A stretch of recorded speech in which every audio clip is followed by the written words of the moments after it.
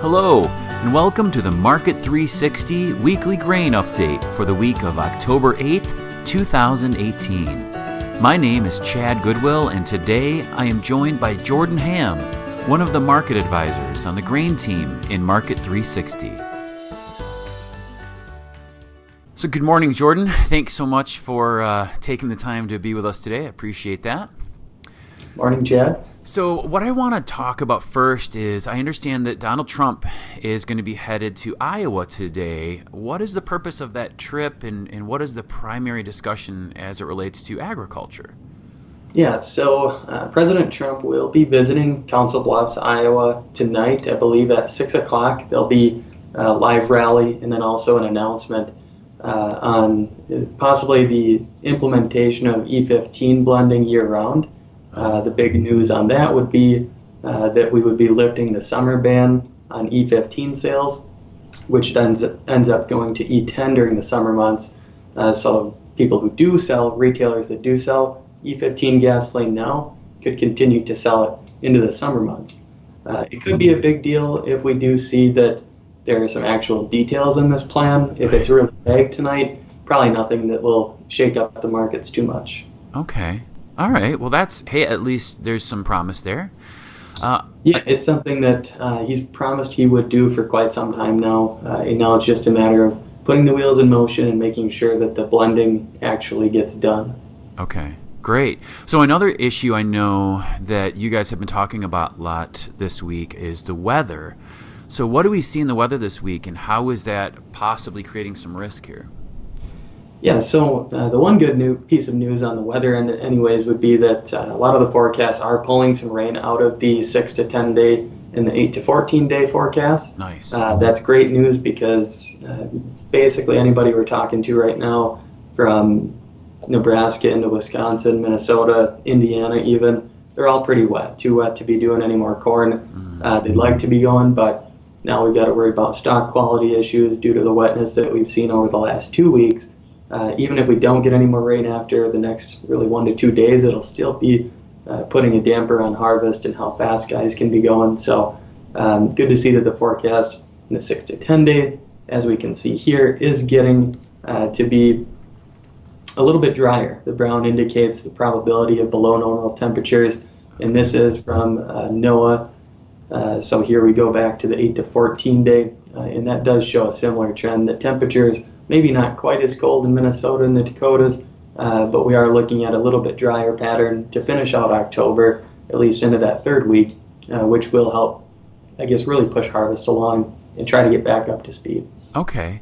Now, I know when we were talking a week ago, we were actually like 15 or 16% ahead of schedule. Has this weather impacted that at all? I think it will. We'll probably see that due to Columbus Day yesterday. We didn't get crop progress report or get the crop progress report that's going to be, or normally is coming out on Monday afternoon. So we'll get that today at 3 o'clock to see if there's anything in terms of progression that slowed down, because we were running a little bit ahead of schedule. Okay, great. Well, could you take a few minutes and just kind of walk through some of the charts for us and tell me the things that your team is looking at right now? Yeah, absolutely. The one thing that we would be looking at primarily here is that on this December corn futures chart, it's a daily that we're looking at.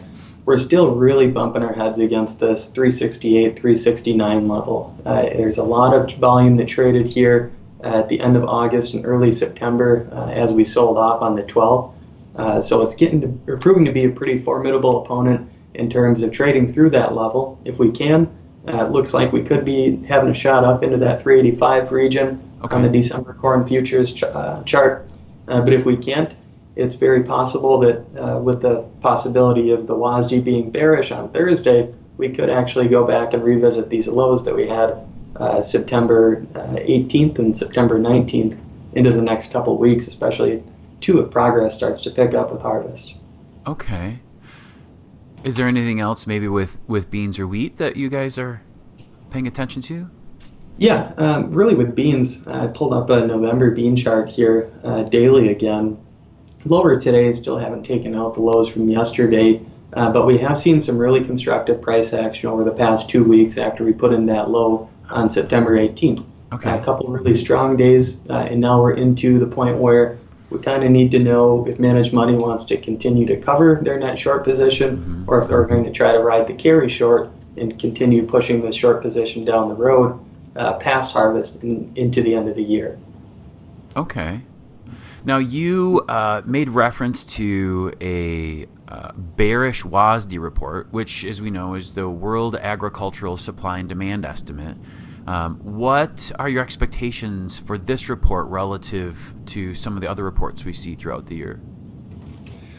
So the expectations here would be that Reuters does compile some estimates going into all of these reports. Okay. And the expectations for higher yield on corn and soybeans expected to increase to 181.8 bushels from 181.3 in September.